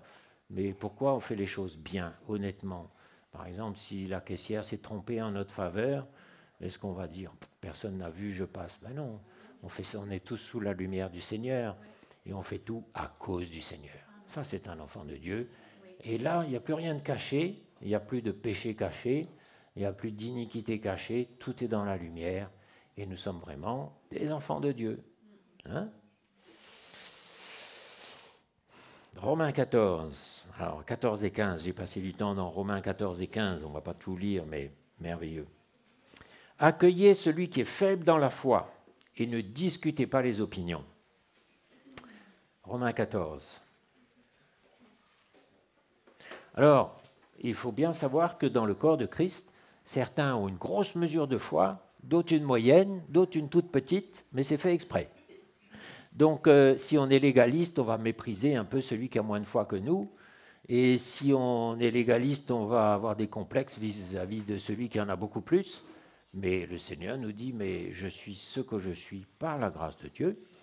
Et le Seigneur nous dit, ben, je t'ai fait comme tu es aujourd'hui, remercie-moi pour ce que tu es aujourd'hui. Et puis c'est tout. Certains ont une petite mesure de foi, mais seulement celui qui a une petite mesure, il ne faut pas le mépriser. On aurait vite tendance à le mépriser. Bon, alors, quand est-ce que tu vas avoir un peu de foi? Quand est-ce que tu vas grandir? Non, le Seigneur l'a fait comme ça pour l'instant. Et ne t'inquiète pas, il a le moyen de le fortifier. Il ne va pas s'écrouler, le Seigneur. Et moi, ça m'étonne toujours, comme quoi la grâce de Dieu ne connaît aucune limite, de voir des frères, des sœurs qu'on a perdu de vue pendant des années, qui ont traîné les pieds, qui ont été un peu rebelles, et même au point que dans mon cœur, je me disais, bon, ben, lui, malheureusement, fini. Eh ben non, coucou, me revoilà, quelques années après. Et cette semaine encore, j'ai eu un coup de fil. Je roulais, j'étais dans ma voiture, je conduisais. Le téléphone sonne, c'était une sœur que je n'ai pas vue depuis des années. Elle me dit, coucou, comment ça va? Et elle avait une bonne voix, elle était bien. Elle m'a raconté qu'elle fréquentait l'église locale à côté de chez elle, que ses enfants s'intéressaient à la vie de l'église. Je dis, waouh, ben alors ça... Ne méprisez pas celui qui a une petite mesure de foi, parce que le Seigneur l'aime autant que vous, et il s'occupe de lui. Et il a le pouvoir de le fortifier. Alors là encore, si on est légaliste, oh ben, lui, c'est terminé, quoi. Bon, et là, c'est pas possible, quoi. Mais non, le Seigneur a des trésors de grâce en réserve. C'est le Dieu qui ne se lasse pas de pardonner. C'est le Dieu qui est plein de miséricorde. C'est la grâce qui est au-delà de tout ce qu'on peut imaginer. Ben, c'est un peu une leçon, on doit se sentir un peu challengé ce matin, non? Donc celui qui déraille un peu là, est-ce qu'on a un cœur de grâce? Celui qui a très peu de foi, qui a été rebelle, qui a quitté l'Église, qui est parti, on a toujours confiance, hein? Et moi je ne crois pas que le Seigneur va tracer une croix sur personne, mais il aura toujours au contraire un cœur pour le relever. Et c'est pour ça que quand on prie le mardi, le samedi, quand on prie pour, je n'aime pas le mot rétrograde, j'aime pas ça du tout. Ce sont des frères, des sœurs que Jésus aime, il a donné sa vie pour eux, c'est tout, c'est suffisant. Le Seigneur est tout-puissant, ils sont toujours dans nos cœurs, ils sont toujours là, et on est comme le papa du fils prodigue, là, il va revenir, tu vas voir, il va revenir. Pour l'instant, il est dans la folie de la chair, mais il va revenir, parce que le Seigneur l'aime, et le Seigneur n'est pas celui qui se lasse, nous on se lasse, mais le Seigneur ne se lasse jamais de pardonner, et d'appeler, et de rassembler. Et vous verrez, on aura beaucoup de surprises qui vont revenir, et ce sera pour la gloire de Dieu et pour notre confusion, parce que bien souvent on aura émis des jugements pas terribles, moi le premier, hein. Mais quelquefois je me dis, bon bah là, malheureusement, ben non. La grâce du Seigneur ne connaît aucune limite, aucune. Alors, accueillez celui qui est faible dans la foi et ne discutez pas les opinions. De la discussion, il ne sortira jamais rien de bon. « Ah, mais je te dis que c'est comme ça. Ah, mais non, mais tu ne comprends pas. Ah, non. » Vous savez, ça arrive souvent hein, qu'on rencontre des gens, chrétiens ou non chrétiens, qui veulent nous embarquer dans la discussion. « Ah oui, mais ceci, cela, etc. » Je dis « Bon, écoute, moi, je n'ai pas envie de discuter. Fuyez la discussion. Fuyez cette discussion d'opinion, là, où rapidement on s'échauffe. Et puis, il vaut mieux dire, écoutez, on arrête là, et puis ça renvoie l'autre à lui-même, dans sa relation avec Dieu, s'il en a une, mais on ne rentre pas dans des discussions. Il vaut mieux prier, patienter, faire confiance au Seigneur, et que les gens soient plutôt interpellés par ce que nous sommes que par ce que nous disons. Oui. Hein, parce que je peux vous dire que si vous avez vraiment un cœur qui est un modèle pour tout le monde, ben ça va avoir un grand poids, hein, ça va influencer beaucoup. Et ça se voit parce que les gens du monde nous situent très très bien. On peut être au travail, ils savent très bien où on se positionne et ils sont impressionnés, ils doivent être impressionnés par notre attitude qui n'est pas du tout comme la nôtre. Que celui qui mange ne méprise pas celui qui ne mange pas. Alors, il y a des frères et des sœurs qui ne font pas du tout comme nous, qui aiment des choses qu'on n'aime pas. L'un, par exemple, qui va aimer l'histoire, les monuments historiques et tout ça. Mais qui sommes-nous pour aller lui dire, ben, c'est pas l'évangile, c'est pas l'esprit de l'évangile. Laisse-le aimer ça. Le Seigneur va l'éclairer plus devant. Le Seigneur va le libérer, lui montrer. Et moi, quand je suis arrivé dans l'église, j'avais des idées préconçues. Ben, personne n'est venu me faire la morale. Mais j'ai baigné dans l'église pendant des années, j'y suis encore. Et petit à petit, ben, mes conceptions se sont remises en place. Mais le Seigneur a pris son temps, il a été patient. Il m'a accueilli avec mes fausses conceptions, avec mes erreurs, avec tout. Il m'a accueilli comme j'étais. Et petit à petit, la révélation est venue. Il m'a libéré, m'a instruit, m'a éclairé. Mais c'est comme ça, les uns avec les autres, les uns les autres. Dans le corps de Christ, on a une attitude qui patiente. Tu aimes ça? Pas de problème, j'ai pas de problème, du moment que tu aimes le Seigneur avant tout. Et parce qu'autrement, on va décourager les gens, on va vouloir les formater. Dans le monde, c'est comme ça. Il faut les formater, il faut que tu sois dans un moule, comme ça, il n'y a rien qui dépasse. Mais ce n'est pas le cœur de Dieu du tout. Le Seigneur accueille tout le monde comme il est, et la révélation va venir progressivement. Donc, tel croit pouvoir manger de tout, tel autre, au contraire, qui est faible, ne mange que des légumes. Ben alors, où est le problème? Du moment qu'il aime le Seigneur, s'il veut manger des légumes, pas de problème. Car Dieu l'a accueilli. Qui es-tu, toi, qui juges un serviteur de Dieu? S'il se tient debout ou s'il tombe, c'est pas ton problème, ça ne te regarde pas. Mais ça regarde son maître. Donc, t'inquiète pas pour lui. De toute façon, dans tes inquiétudes, c'est pas vraiment de l'amour, c'est de l'intolérance plutôt. Hein. Donc, laisse ça de côté, fais confiance. Vous savez, on va faire confiance au Seigneur pour les uns et les autres. Amen. On va faire confiance que le Seigneur a le pouvoir de transformer mon frère, ma sœur. Il va s'en occuper, il va y arriver. Ça va peut-être prendre du temps, mais il va y arriver. S'il se tient debout ou s'il tombe, ça regarde son maître. Mais il se tiendra debout, car le Seigneur a le pouvoir de l'affermir. Voilà une parole de vie. Verset 13, ne nous jugeons donc plus les uns les autres. Ah, qui es-tu, toi qui juges? Pourquoi tu regardes la paille dans l'œil de ton voisin et tu ne vois même pas la poutre qui est dans ton œil? Donc commence par considérer ta propre poutre avant de considérer la paille. Et après, quand tu te seras occupé de ta poutre, là tu pourras enlever délicatement la paille qui est dans l'œil de ton voisin, avec beaucoup d'amour, de patience, de délicatesse, de tact. Mais qui es-tu, toi qui juges? Ne nous jugeons donc plus les uns les autres. Ce n'est pas l'esprit de l'Évangile. Mais pensez plutôt à ne rien faire qui soit pour votre frère une pierre d'achoppement, une occasion de chute.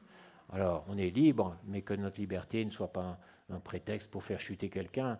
Et si je suis libre de manger n'importe quoi, ben je vais avoir du respect pour celui qui peut-être aujourd'hui ne mange que ci, que ça. Et voilà, on accompagne, on respecte et on laisse le Seigneur agir. Mais si pour un aliment ton frère est attristé, tu ne marches plus selon l'amour. Ne cause pas par ton aliment. Alors, il est question d'aliment, mais ça peut être beaucoup d'autres choses. Ne cause pas par ta liberté, on pourrait dire, la perte de celui pour lequel Christ est mort. Voilà. D'accord? C'est bon? Maintenant, verset 15. Ça s'appelle plaire à son prochain. Une fois qu'on ne juge plus, qu'on a cessé de juger, qu'on a de l'empathie, on veut plaire à notre prochain. Parce que les commandements de Dieu, c'est tu aimeras le Seigneur ton Dieu et ton prochain comme toi-même. Voilà. Nous qui sommes forts, nous devons supporter les faiblesses de ceux qui ne le sont pas et ne pas chercher ce qui nous plaît. Par exemple, peut-être je travaille en équipe, je suis rapide, je comprends vite, et à côté de moi, le Seigneur a mis quelqu'un qui est lent et qui ne comprend pas vite. Ben voilà une excellente occasion de bénir Jésus et de voir notre misère, de voir ma misère. Seigneur, je suis impatient. Seigneur, je suis dur. Seigneur, je suis comme ci, comme ça. C'est moi le problème. Et là, il y a un travail que le Seigneur va faire pour nous adoucir, pour nous attendrir, pour nous rendre patients. Et on va arriver à dire même, Seigneur, merci pour ce frère, cette sœur qui est lent, qui ne comprend pas vite, parce qu'il y a un travail que tu vas faire dans mon cœur. Je vais l'accepter là où il est, je vais patienter avec lui, je vais revenir encore avec douceur pour expliquer. Nous qui sommes forts, nous devons supporter les faiblesses de ceux qui ne le sont pas et ne pas chercher ce qui nous plaît. Ça me plairait quand même qu'ils comprennent plus vite. Ça me plairait quand même qu'ils comprennent enfin mon problème. Mais Jésus n'a pas cherché ce qui lui plaisait, mais il a cherché l'intérêt du royaume, la réussite du plan de Dieu. il a considéré chacun, patienté avec chacun, car Christ n'a pas cherché ce qui lui plaisait, mais, selon ce qu'il est écrit, les outrages de ceux qui t'insultent sont tombés sur moi. Pas sur eux, ça aurait été juste pourtant, hein, mais c'est tombé sur moi. Ils ont péché, ben que le châtiment tombe sur moi, parce que je les aime, je ne veux pas qu'ils se perdent. Ça, c'est le cœur de Dieu. Hein? Car Christ n'a pas cherché ce qui lui plaisait. Or, tout ce qui a été écrit d'avance l'a été pour notre instruction, afin que par la patience et par la consolation que donnent les Écritures, nous possédions l'espérance. Quand vous allez plonger dans l'Écriture, dans la parole de Dieu, en demandant au Seigneur de vous aider, vous allez en tirer de l'encouragement, de la consolation, et vous allez voir que le Seigneur peut vous emmener dans tel passage, clac, qui va vous sauter aux yeux, et vous comprenez que Jésus est en train de vous parler. Vous savez, on voudrait souvent que le Seigneur nous parle du haut du ciel, « Ah, mon fils, ma fille, voilà, etc. » Ça arrive aussi par prophétie, mais bien souvent, le Seigneur veut nous parler par sa parole. Et quand vous êtes dans un problème, ben, un petit conseil, plongez dans sa parole, tranquillement. Dites, Seigneur, parle-moi. Et vous allez voir que vous allez trouver la réponse dans la parole, parce que c'est la parole vivante et efficace, la parole de Dieu. Que le Dieu de la persévérance et de la consolation vous donne d'avoir les mêmes sentiments les uns envers les autres, selon Jésus-Christ, afin que tous ensemble, d'une seule bouche, vous glorifiez le Dieu et Père de notre Seigneur Jésus-Christ. Accueillez-vous donc les uns et les autres comme Christ vous a accueillis pour la gloire de Dieu. Et on va terminer là-dessus. Donc, vous voyez, il est tout le temps question des uns et des autres, de l'unité, de l'amour fraternel, d'être ensemble. Et c'est le mouvement de l'esprit qui est en train de se faire en ce moment. Et le frère qui partageait ce matin nous redisait que, vous savez, on attend dans le monde chrétien un grand réveil. Mais quel réveil les chrétiens imaginent? Ben, c'est une dispensation de l'Esprit de Dieu où on va voir des guérisons, des choses extraordinaires, des paralytiques qui se lèvent, des morts qui ressuscitent. Mais il nous ramène au message de la croix et il nous dit le vrai réveil, c'est un cœur qui se réveille, c'est un cœur qui est transformé par la puissance de Dieu. La puissance de Dieu, elle est faite avant tout pour transformer nos cœurs, pour circoncire notre cœur, pour dépouiller les œuvres de la chair, pour nous donner un autre cœur, un cœur de chair et non plus le cœur de pierre. La puissance de Dieu, avant tout dans l'Église, c'est pour transformer les cœurs. Après, on verra aussi, je suppose, des guérisons, des morts ressuscités, on verra tout ça, mais la priorité, c'est que nos cœurs soient circoncis et que nos cœurs se réveillent. Prions pour ce vrai réveil-là. Jésus, réveille-nous, que nous soyons zélés pour l'Évangile, que nous ayons soif de ta parole. Et tu es sans limite pour nous donner un cœur comme le tien, pour former en nous le cœur de Christ. Ça vous parle un peu, mes frères et sœurs? Ben, je crois qu'il y a du travail encore en nous. Hein? Et je suis exactement comme vous. Je crois que l'Évangile, ce sera toujours un défi. Et aujourd'hui, Jésus nous lance un défi. Vois un petit peu ton état, vois ta misère, vois encore où tu es, et je vais t'aider. Parce que mon cœur est plein de grâce. Et tu vas apprendre à aimer tes frères, tes sœurs, comme ils sont, là où ils sont, ton mari, ta femme, ton frère, ta sœur. Tu vas apprendre à les aimer avec mon cœur, avec bienveillance, avec bonté, avec miséricorde, avec patience. Et alors là, tu seras vraiment appelé fils du Très-Haut. C'est ça qu'on veut être, fils et filles du Très-Haut. Donc, il y a un peu de boulot, je crois, hein, mais au moins, on n'aura pas cette attitude de croire que, bon, on est arrivé, on est chrétien, mais ne nous relâchons pas et nous moissonnerons dans le temps convenable. On va se lever ce matin et bénir Jésus pour sa parole. Et on va lui dire, Seigneur, aide-nous. Nous sommes bien misérables encore, il n'y a rien de bon en nous, mais par contre, il y a une bonne chose qui est là dans mon cœur, c'est toi, c'est ta présence, c'est Christ qui prend forme. C'est à ça qu'on veut travailler. Et si ça peut vous encourager, ça brille déjà, mais ça va briller de plus en plus. Et il faut que ça brille de plus en plus. Hein? Seigneur, nous te bénissons pour ta parole, pour les trésors de ta parole, les trésors de ton cœur qui sont révélés dans les derniers temps, le mystère de Christ qui a été caché pendant des temps et qui nous est révélé maintenant par l'Esprit. Merci Jésus. Voulons nous plier à ta parole, voulons nous soumettre. Nous ne voulons pas rester les mêmes, mais nous voulons devenir des fils du Très-Haut, des fils et des filles dans ta maison que tu pourras reconnaître, à qui tu pourras confier. Seigneur, merci. Parle-nous ce matin. Et s'il y a lieu de se repentir, on se repent. S'il y a lieu de rectifier, on rectifie. Merci Jésus. Alléluia.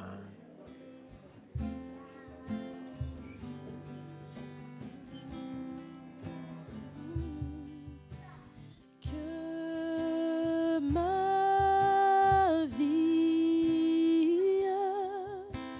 te glorifie, te glorifie. Que ma vie te glorifie, Seigneur. Que ma vie, que ma vie te glorifie, oui, Seigneur. Que ma vie,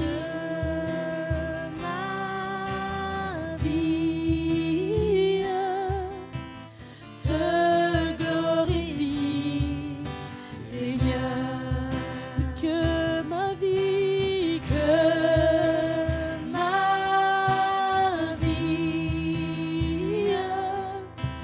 te glorifie, te glorifie. Oh, que ma vie te glorifie, Seigneur. Je veux que ma vie soit remplie. Je veux que ma vie soit remplie. Je veux que tout mon être soit rempli du Saint-Esprit. Je veux que tout mon être soit rempli du Saint-Esprit. Oh, que ma vie, que ma vie te glorifie, oui, Seigneur, te glorifie. Que ma vie,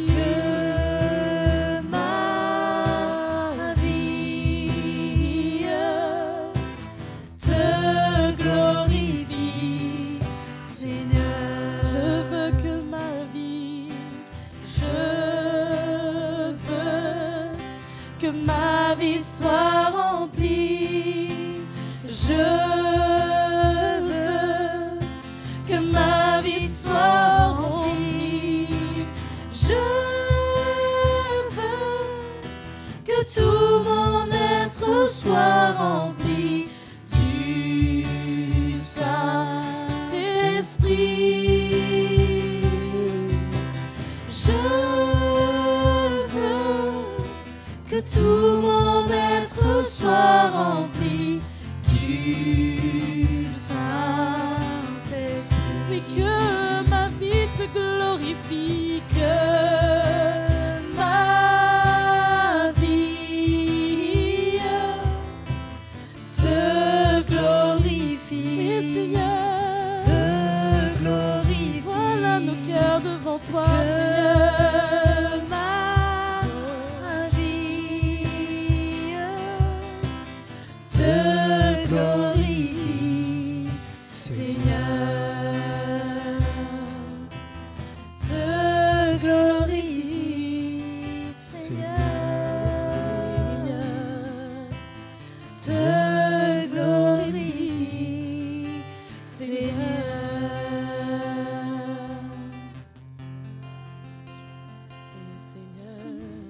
Alléluia. Seigneur, c'est tellement vrai, Jésus. Nos vies, Seigneur, ont besoin de te glorifier, Jésus. D'être, Seigneur, ce représentant, Jésus, de ta vie, de ta mort et de ta résurrection, Jésus. Que nous puissions, Seigneur, repartir de ce lieu avec cette parole gravée dans notre cœur, Jésus. Et que lorsque les situations arrivent, lorsque notre chair veut se manifester, Jésus, nous pensons à ta mort, Seigneur, à la mort de cette chair, Jésus, pour vivre ta parole, vivre ton évangile. Et aide-nous par ta grâce, Seigneur, à vivre ces choses, Seigneur. Vive ta parole par ta grâce, Seigneur, qui est là, qui nous accompagne, Jésus. Alléluia. Alléluia. À lui seul soit la gloire ce matin. Hein, on peut l'acclamer ce matin. Alléluia. Amen. Hein, je crois qu'on a besoin de digérer ce qu'on a entendu ce matin. Hein, le Seigneur, il a un plan merveilleux pour nous. Hein, si nous vivons sa parole, hein, si nous mettons en pratique ce qu'on entend, le Seigneur a des choses merveilleuses pour chacun d'entre nous. Amen. Je veux chercher ta sainte face.